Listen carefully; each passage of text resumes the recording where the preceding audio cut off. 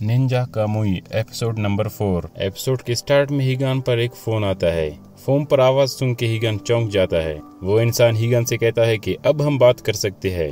हीगान तुम चिंता मत करो, ये फोन कोई टेप नहीं कर सकता। हीगान उसका नाम पूछता है, लेकिन वो कहता है कि अभी मैं अपना नाम नहीं बता सकता। तुम जिस सिटी जा रहे हो वहाँ पर कड़ी सिक्योरिटी है, तुम अकेले वहाँ पर नहीं घुस सकती हो। क्या मैं तुम्हारी हेल्प कर सकता हूँ? हीगान समझ जाता है कि ये इंसान अपनी आवाज बदल कर बात करता है। हीगान कहता है, जो इंसान अपनी असली आवाज में बात नहीं कर सकता, मैं उस पर कैसे यकीन कर लूं? इसके बाद वो इंसान निंजा पोएम का रेफरेंस बोलकर कहता है, दूसरों के बारे में सब कुछ जान लेना और अपने बारे में किसी को भी पता नहीं लगना चाहिए, यही तो असली निंजा की असली खूबी है। ये सुनकर हीगान हैरान हो जाता है। आखिर ये इंसान कौन है जिसे निंजाओं के बारे में पता है? आगे से वो इंसान हीगान से कहता है कि हम दोनों के हालात एक जैसे हैं। हीगान उससे पूछता है कि क्या तुम भी निकाले गए एक निंजा हो? इस पर वो इंसान कुछ नहीं कहता।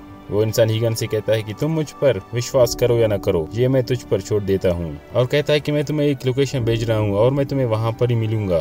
अगले सीन में हम माइक पर शिफ्ट होते हैं। माइक एक हॉस्पिटल में है और वहाँ पर बैठकर अपनी फैमिली के बारे में सोच रहा होता है। हमें बताया जाता है कि किसी अनजान आदमी ने माइक की फैमिली को कार से उड़ा दिया था। उसी वजह से उसकी बेटी की डेथ हो गई थी। माइक FBI एजेंट होते हुए अपनी बेटी को नहीं बचा पाया। इसी वजह से उसकी वाइफ भी उसे छोड़कर चली जाती है। माइक अपनी फैमिली के बारे में सोच ही रहा होता है, तभी वहाँ पर हीगान आ जाता है। हीगान माइक को उसी अननोन फोन के बारे में बता देता है। माइक उसे कहता है कि आखिर तुम्हें कैसे पता वो भी इंसान तुम्हारी तरह निकाला गया हुआ एक निंजा है? हीगान कहता है कि उसने जो पोएम बताई थी वो केवल पुराने निंजाओं को पता है, और कहता है कि जब से हम इस देश में आए हैं तभी से किसी को पता नहीं इस बारे में। आगे से एम्मा भी कंफर्म करती है कि औजा सिटी की सिक्योरिटी काफी ज्यादा स्ट्रिक्ट है और किसी के लिए भी उसे तोड़ पाना काफी ज्यादा मुश्किल है। माइक हीगान से कहता है कि अगर ये जाल हुआ तो हम क्या करेंगे? हीगान कहता है कि मैं सभी को जिंदा गाड़ दूंगा। माइक कहता है कि तुम ये बात मत भूलो कि हम कुछ ही समय के लिए साथी बने हुए हैं। आगे से माइक एम्मा से कहती है कि हमें कैसे भी करके औजा सिटी में जाना ही होगा। एम्मा तो शुरू में मना कर देती है, लेकिन बाद में कहती है कि डार्क वेब पर एक लोगों का ग्रुप है जो औजा के हर एक्शन पर नजर रखे हुए है। उस ग्रुप का मानना है कि औजा पूरी दुनिया पर कब्जा करना चाहता है, इसीलिए वो लोग सब कुछ तबाह करने के लिए बहुत सारे हथियार भी बना रहे हैं। एम्मा कहती है कि मुझे उनकी वेबसाइट का जो एडमिन है उनका पता चल गया है, जो औजा कंपनी में पहले रिसर्च का काम किया करते थे, और ये हमारे लोकेशन से काफी दूर रहता है। माइक कहती है कि ठीक है, मैं उस पर अकेला ही जाऊंगा, तो एम्मा कहती है कि मैं ऐसा होने नहीं दे सकती। एम्मा कहती है कि हम औजा के डर्टी सीक्रेट्स का पता लगाने वाले हैं और मैं ये इतना अच्छा मौका अपने हाथ से नहीं जाने दूंगी। इसके बाद हीगान कहता है कि तुम दोनों को सतर्क रहना चाहिए और वहाँ से चला जाता है। माइक हीगान से कहता है कि तुम्हारे वाइफ को पता था कि तुम निंजा हो? हीगान कहता है कि हाँ, मेरी वाइफ भी एक निंजा थी। हम निंजा एक दूसरे के साथ फैमिली नहीं बना सकते और न ही एक दूसरे के साथ बहुत ही ज्यादा अटैच हो सकते हैं। हीगान कहता है कि हमने इसी कोड को ही तोड़ा था। ये कहते ही हीगान वहाँ से चला जाता है। अगले सीन में हम देखते हैं कि एक मीटिंग है। यहाँ पर यामाजी, औजा का CEO और वो दूसरा एक निंजा जो हीगान को मारने के लिए एक निंजा भेजा था, वो तीनों बैठे हुए होते हैं और इनके साथ 3 और लोग भी होते हैं। औजा का CEO कहता है कि हमने जिस निंजा को भेजा था हीगान को मारने के लिए, वो पूरा एक सेना के बराबर था, पर हीगान ने उसे तुरंत ही मार डाला। आगे सभी हीगान को मारने के लिए प्लान बना रहे होते हैं। इसी दौरान हम यामाजी को देखते हैं कि एक निंजा को चुप करवाने के लिए वो अपने पावर्स यूज करता है, जिससे निंजा का गला दबने लगता है। यामाजी कहते हैं कि हमें हीगान को हल्का नहीं लेना चाहिए, हमें उनके टेक्निक्स को देखकर उसी तरह उस पर हमला करना चाहिए। यामाजी ये भी कहते हैं कि हमें माइक से कुछ भी खतरा नहीं है, हमें जैसे ही खतरा महसूस होगा हम उसे मार डालेंगे, हमें तो फिलहाल अपने प्लान के अकॉर्डिंग चलना चाहिए। हम देखते हैं कि मीटिंग की सारी बातें एक करो सुन रहा होता है। अगले सीन में हम देखते हैं कि औजा का CEO अपने सेक्रेटरी के साथ जा रहा होता है। वो डिली से हीगान के बारे में पूछता है, क्या ये हीगान सच में इतना ज्यादा खतरनाक है? डिली उससे कहता है, क्या तुम्हें हीगान से खतरा है या तुम उसे डरते हो? इस पर वो हंसता है, कहता है कि नहीं नहीं, ऐसी कोई बात नहीं। आगे से वो कहता है कि मुझे तो ज्यादा से ज्यादा डेटा चाहिए ताकि मैं उस जैसा एक निंजा रोबोट बनाऊं। अगले सीन में हम यामाजी पर शिफ्ट होते हैं। जाई जो एक निंजा है वो हीगान को मारने के लिए परमिशन मांगता है, लेकिन यामाजी मना करते हैं और कहते हैं कि ये मिशन मैंने किसी और निंजा को दी है। दूसरी सीन में हम देखते हैं कि हमें एक निंजाओं की कोड के बारे में बताया जाता है कि निंजा एक कोड से बंधे हुए होते हैं और यही कोड उनकी रक्षा करता है। इसी कोड के लिए निंजा जीता है और इसी कोड के लिए निंजा को मरना है। निंजा का पहला कोड ये है कि निंजा का सीक्रेट कभी बाहर नहीं आना चाहिए। दूसरा ये है कि निंजाओं को कभी एक दूसरे से लगाव नहीं होना चाहिए। तीसरा ये है कि निंजा का मिशन निंजा की लाइफ से भी ज्यादा मैटर करता है। अगले सीन में हम देखते हैं कि निंजाओं का ग्रुप कुछ लोगों को मार रहा होता है। और वहाँ से नेशनल सिक्योरिटी के कुछ डॉक्यूमेंट्स चुराता है। दूसरी सीन पर हम शिफ्ट होते हैं कि हीगान, जाई और मारिया एक दूसरे के साथ काम करते हैं, मतलब वो शिनोबी बन रहे होते हैं उस टाइम। उन तीनों को अलग अलग निंजा टेक्निक बताई जाती है जो केवल उन्हें अपने पास ही रखनी होती है। उस टेक्निक को दूसरों के सामने रिवील करना उनके लिए सख्त मना है। ये तीनों निंजा अपने क्लेन में सबसे ज्यादा माहिर निंजा होते हैं। इनमें से एक को आगे जाकर क्लेन को लीड करना होता है। तब इन तीनों निंजाओं को शपथ दी जाती है तो वहाँ पर यामाजी भी मौजूद होते हैं। जब इन तीनों को शपथ दी जाती है तो वो तीनों बैठकर ड्रिंक करते हैं।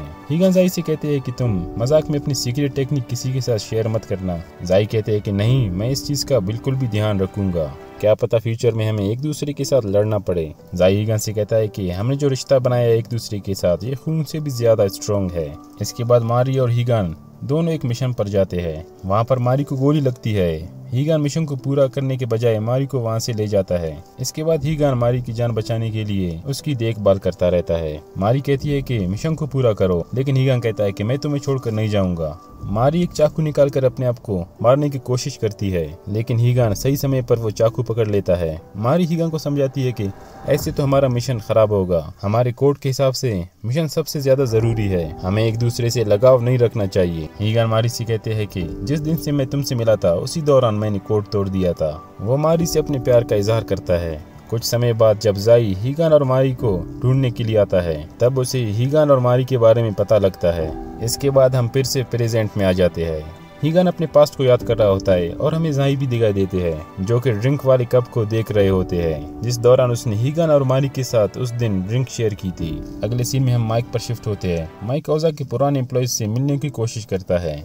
उसी दौरान उसे बॉस का फोन आता है और बॉस उससे कहता है कि तुम्हें कोई भी काम नहीं दिया जाएगा और तुम्हारे पार्टनर एमा को किसी दूसरे केस में असाइन किया गया है। इसके बाद आखिरी बार माइक एमा से मिलता है। एमा माइक को खाने पर ले जाने के लिए बताता है और माइक भी वहां जाने लगता है। दूसरे सीन में हम देखते हैं कि हीगान अननोन फोन पर जो पता बताया गया था उसे वहां पर जाता है।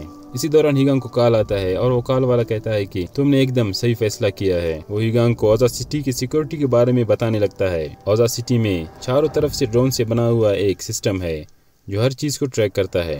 इसके अलावा शहर के चारों ओर सेंसर लगे हुए हैं। ये सेंसर शहर में इंटर होने वाले सारे इंसानों को चेक करता है। अगर कोई भी अनइनवाइटेड गेस्ट शहर में इंटर होता है तो ड्रोन उस पर हमला कर देते हैं। इसके अलावा शहर के ऊपर एक इलेक्ट्रोमैग्नेटिक बैरियर बना हुआ है जो सिर्फ पानी और हवा को अंदर आने देता है, इसीलिए शहर के ऊपर से आना तो नामुमकिन है। ये लोग अंडरग्राउंड अपनी फैसिलिटीज यूज करते हैं और वहाँ से सारी चीजों को मैनेज करते हैं। तुम शहर के अंदर भी यहीं से जाओगे। मैं तुम्हें लोकेशन भेजता हूँ कि कहाँ से तुम्हें अंदर घुसना है। इसके अलावा मैं तुम्हें एक मैप भी दे दूंगा। वहाँ पर भी बहुत सारे सिक्योरिटी कैमराज है और लेजर्स भी है।